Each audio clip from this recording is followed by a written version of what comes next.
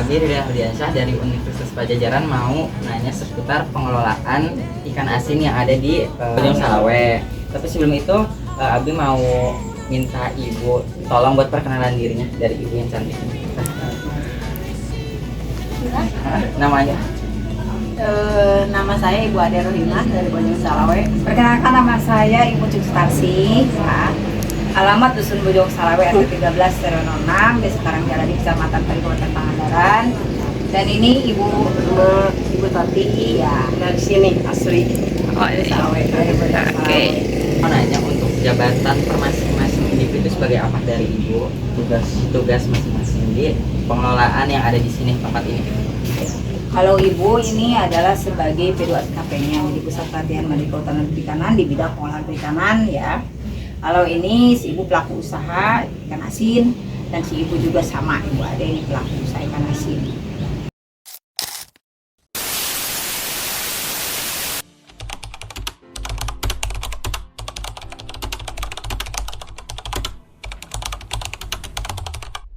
Ibu, saya ingin menanyakan apa jenis ikan yang cocok untuk dijadikan ikan asin? Yang cocok dijadikan ikan asin yang penting pokoknya yang kecil-kecil juga bisa, yang dari ilis itu ya bisa dibelah gitu kan. Terus yang dari, kalau di sini tuh bahasa di sini nih montok, kalau bahasa perikanannya itu 3 wajah. Terus ada lagi kan yang paling bagus itu kan jambal roti. Jadi jambal roti itu harus yang agak sedang, yang paling cepat terjual, jadi nggak terlalu besar. Pokoknya yang 1 kilo atau 1,5 kilo satu. Bagaimana cara pembuatan ikan asin itu? Ikan dibelah ya, dibersihkan sisiknya tuh, dicuci yang bersih, pokoknya sampai perendaman tuh setengah jaman ya Bu ya, supaya darahnya nggak ada hilang. Terus per kilo 1 kilo ikan itu biasanya garamnya itu 1,5 kilo ya, cukup ya. Ya tergantung besar kecilnya ya. Tapi perbandingan 1/1 kilo biasanya. Jadi supaya rapi, nantinya jangan kena kalat ataupun jadi belatung. Karena kita tidak pakai pengawet, maksudnya kan? Iya, karena kita tidak pakai pengawet. Dibersihkan, jadi buang lemaknya dan sebagainya, insangnya juga seperti buang di sini mah. Jadi Bojong Salawe mah bersih. Nah, terus di caranya itu kan wajannya yang bersih, tempatnya bukan wajan yang bersih. Garam dulu. Nah, baru ikan ditata. Ya. Kebayang kan? Ikan ditata, dirapihin, nanti langsung garam lagi. Itu terus seperti itu terus sampai garam ikan lagi ya, selang-selang. Nanti terakhir ditutup sampai rapat sudah sama garam. Nanti mencucinya harus bersih, baru kita jemur. Tapi itu kan cuci lagi langsung dijemur Iya. dengan matahari yang bagus. Iya. Kalau musim hujan jangan, karena kita tidak memakai itu pakai bahan pengawet, terus tidak pakai pengering. Jadi kita Alami. alami. Tapi yang paling bagus sih alami. Kalau pakai pengering buatan itu kadang-kadang kelihatan merah kayak dipanggang. Beneran hasilnya jelek. Terus kalau menjemur itu sebelum matahari panas, sesudah matahari panas maksudnya. Kalau mengangkatnya itu ya matahari mau jam 3 atau jam 2, jadi jangan terlalu sore ya. Nanti kalau ada sinar matahari ya, kalau diangkat ya, keuntungannya itu nanti tidak akan ada lalat. Itu. Jadi menghindari lalat. Kalau pagi gitu jangan terlalu pagi, harus udah matahari udah keluar, udah terang. Nanti itu cepat keringnya. Terus kalau ngangkat itu jangan kesorean. Untuk penjemuran ikan asin itu diusahakan sesudah matahari terbit gitu ya Bu ya. Tapi jangan terlalu panas. Itu kira-kira proses proses penjemurannya berapa jam? tergantung cuaca matahari. Kalau matahari bagus ya 2 hari juga udah kering. Itu tergantung sinar yang gede, tapi natu yang besar. Kalau yang seperti itu mah sehari juga udah kering. Kalau yang gede-gede kayak gitu ya sampai 2-3 hari ya Jadi mataharinya full. suryanya gitu. jam 8 sampai jam 4 kering sehari. Iya. Kalau yang besar mah 2 hari lah. Kan tadi untuk pengasinan ikan yang akan diolah menjadi ikan asin itu kan dengan cara di wadatnya itu dikasih garam, lalu ikan, garam, ikan, terus berkelanjutan ya Bu ya?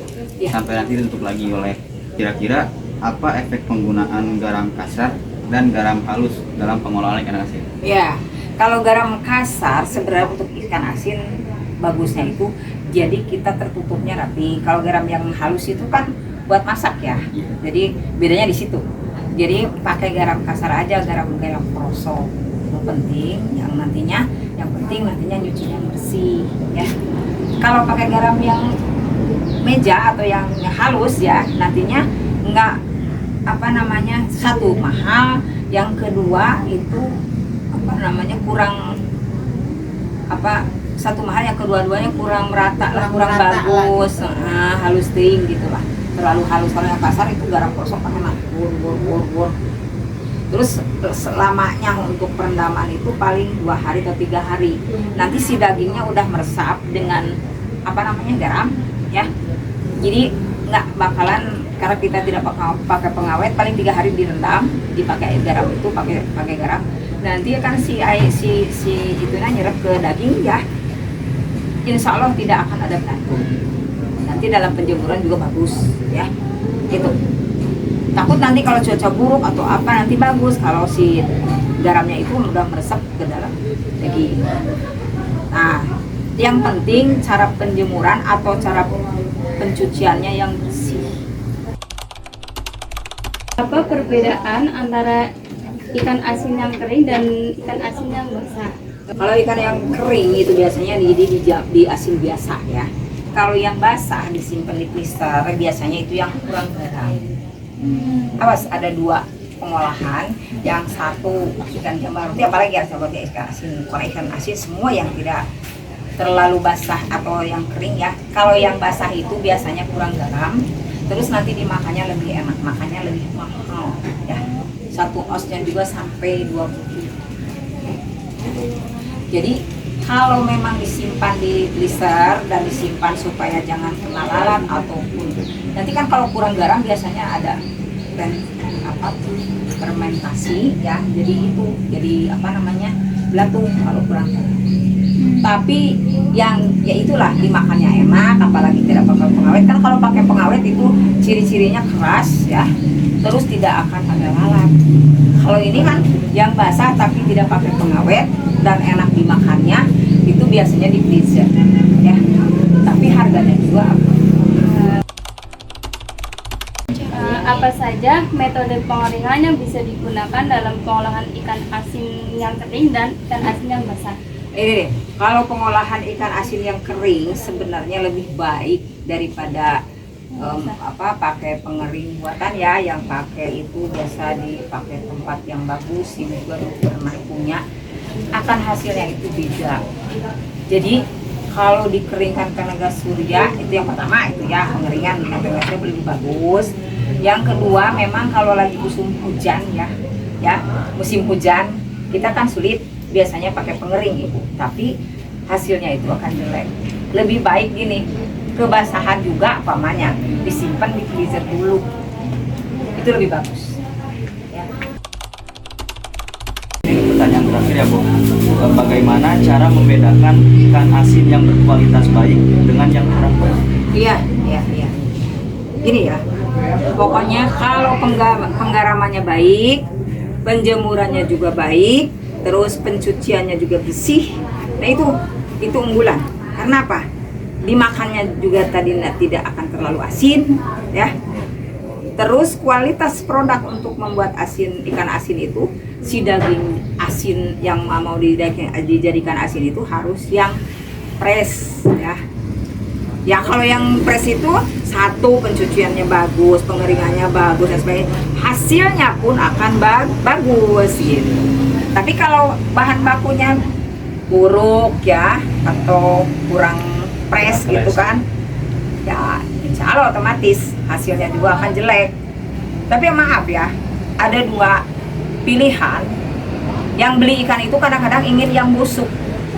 Aneh kan? Iya Bu. Katanya enak Bu kalau dimakannya puruk-puruk. Emang bener. Ada lagi orang-orang yang beli ikan asin nggak mau yang seperti itu, ada. Jadi lidahnya selera pembeli itu beda-beda. Ya. Tapi yang bagus mah justru ikannya yang fresh, di asinnya juga bagus bersih, dijemurnya juga pol, terus nggak ada belatung nantinya, terus dijualnya juga mahal. Itu kualitas yang paling bagus itu dari bahan bakunya juga harus fresh. Tapi ada itu, jangan salah, lidah orang itu beda. Mau yang busuk ada sama ibu itu kadang-kadang katanya enak, jadi kalau di itu puruk gitu. Kalau yang fresh itu memang tidak merulukan, tidak ngerul. Awas. Jadi ada dua kesukaan orang yang beli asin itu, ada yang membusuk, ada yang mau benar-benar bagus fresh ya. Ada itu, permintaan orang beda-beda selera. Dan ikan asin itu memang menambah selera makan. Sebenarnya tidak harus banyak, tapi menambah nikmat lah, nikmat makan. Kalau yang suka, ada orang yang tidak suka ikan asin, tapi banyak juga yang suka ikan asin. Nah, baik, kita cukupkan untuk wawancara hari ini. Makasih buat Ibu Ibu Cun, Incun, anak Ini tapi Ibu Tati. baik. Bye-bye, assalamualaikum. Assalamualaikum. Salam.